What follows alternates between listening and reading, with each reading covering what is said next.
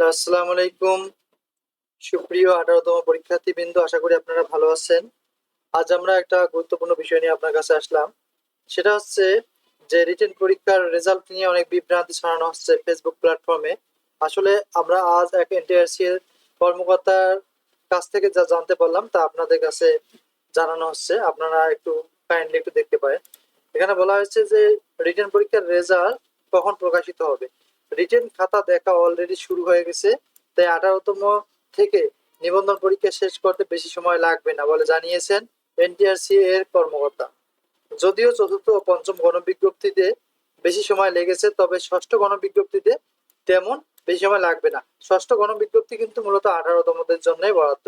এই গণবিজ্ঞপ্তি দিতে বেশি সময় লাগবে না বলে তারা জানিয়েছে। আমরা শিক্ষকদের বলেছি, এটি এনটিআরসি এর কর্মকর্তার বক্তব্য, যে আমরা শিক্ষকদের বলেছি 15 সেপ্টেম্বরের মধ্যে রিটেন খাতা কাটার কাজ সম্পূর্ণ করতে। আমরা আশাবাদী যে সেপ্টেম্বরের শেষের দিকে 18তম রিটেন প্রকাশ করতে পারবো। তবে নভেম্বরের শেষের দিকে ভাইভা কার্যক্রম শুরু হতে পারে বলে সেটিও আসলে ওনারা ইনশিওর করেছেন, যে যদি দেশের অবস্থা ভালো থাকে তাহলে নভেম্বরের শেষের দিকে ভাইভা কার্যক্রম শুরু হতে পারে। তিনি আরো বলেন, যদি দেশের অবস্থা স্বাভাবিক থাকতো তাহলে আরো আগে আমরা 18তম রিটেন রেজাল্ট প্রকাশ করতে পারতাম। দেশের আপনারা সকলে জানেন যে সরকার পরিবর্তনের একটা বিভিন্ন আর কি ঝামেলার মধ্য দিয়ে আসলে যে দিনগুলো অতিক্রম হলো, না হলে কিন্তু আসলে এনটিআরসি অনেকটা আপডেট হয়েছে আগের চেয়ে, যা না বললেই নয়। আপনাদের রিটেন খাতা কিন্তু এই মাসেই পেয়ে যেতেন। তাই অযথা বিভ্রান্ত না হয়ে আপনারা ভাইবার প্রস্তুতি নিতে পারেন। যাদের পরীক্ষা ভালো হয়েছে, ভাইবার প্রস্তুতি নিতে অবশ্যই আমাদের সঙ্গে থাকবেন।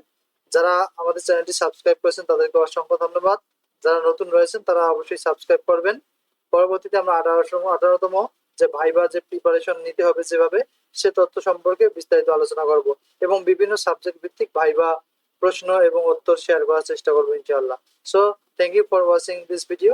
C you another video. আসসালামু আলাইকুম।